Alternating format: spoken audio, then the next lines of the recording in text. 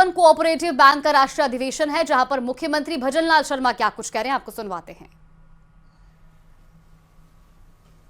इस संस्था में विकास के कई आयाम भी स्थापित किए हैं।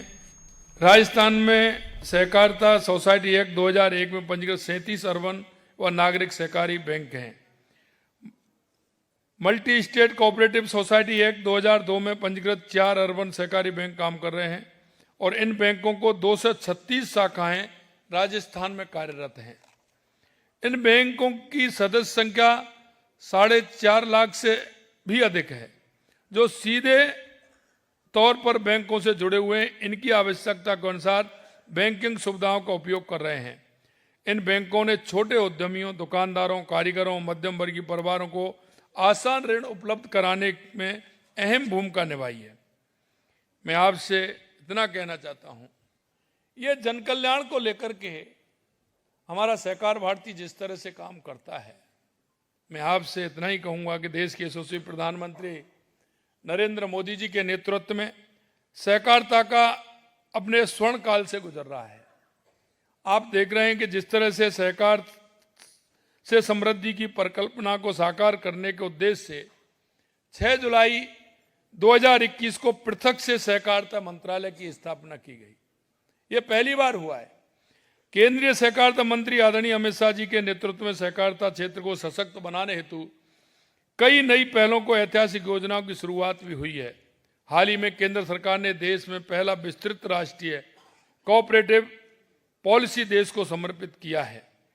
सहकारिता मंत्रालय ने पिछले 4 वर्षों में प्राथमिक कृषि ऋण समितियां, डेयरी, मत्स्य सहकारी बैंकों, चीनी सहकारी संस्थाओं, सहकारी शासन प्रणाली को सशक्त बनाने के लिए 100 से अधिक पहलें की हैं।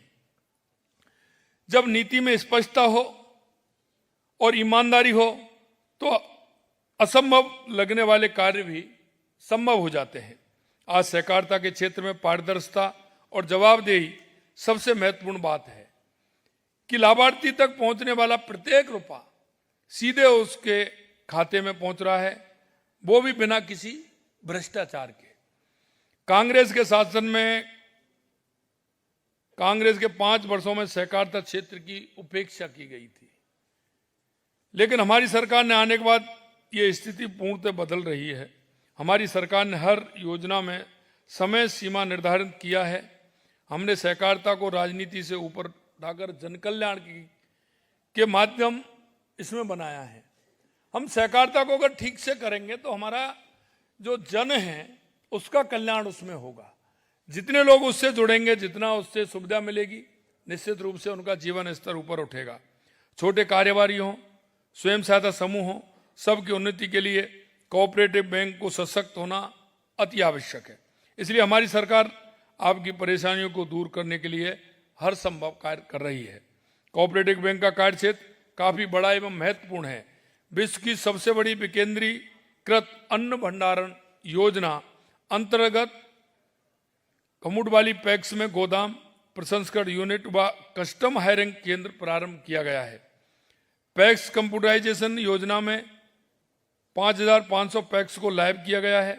सहकारी बैंकों के माध्यम से डेयरी संबंधी उपकरण खरीदने हेतु 1 लाख रुपए तक ब्याज मुक्त अल्पकालीन ऋण उपलब्ध कराने के लिए राजस्थान सहकारी गौपालक क्रेडिट कार्ड ऋण योजना लागू की गई है। इस योजना के तहत पात्र गौपालकों को 3 से 75 करोड़ रुपए का ऋण स्वीकृत किए गए हैं। भूमि सुधार के लिए सहकारी बैंकों से लिए गए दीर्घकालीन ऋण, कृषि ऋण जिन्हें किसानों ने समय पर चुका दिया, उन सभी को हमारी सरकार 7% ब्याज अनुदान दिया है। वहीं दीर्घकालीन गैर कृषि ऋणों पर 5% अनुदान दिया गया है। इन योजनाओं के तहत हम अब तक करीब 83 करोड़ रुपए के ऋण किसानों को लाभार्थी तक पहुंचाए जा चुके हैं। सहकारी बैंकों के माध्यम से हमारी सरकार ने अब तक किसानों को 42,394 करोड़ रुपए के ब्याज मुक्त अल्पकालीन फसली ऋण उपलब्ध कराया है। 404 करोड़ रुपए के फसली ऋण दिए गए हैं। मैं इतना कहना चाहता हूं कि हमने पहले कांग्रेस की जब सरकार थी तो कांग्रेस के 5 वर्षों में राजस्थान की स्थिति क्या थी उस समय किसानों को ना समय पर बीज मिलता था, ना पैसा मिलता था। जो पैसा किसानों के खातों में जाना चाहिए था वो बिचौलिया उसको ले जाते थे। गोदामों में अनाज की स्थिति क्या होती थी, लेकिन किसानों को उचित दाम नहीं मिलता।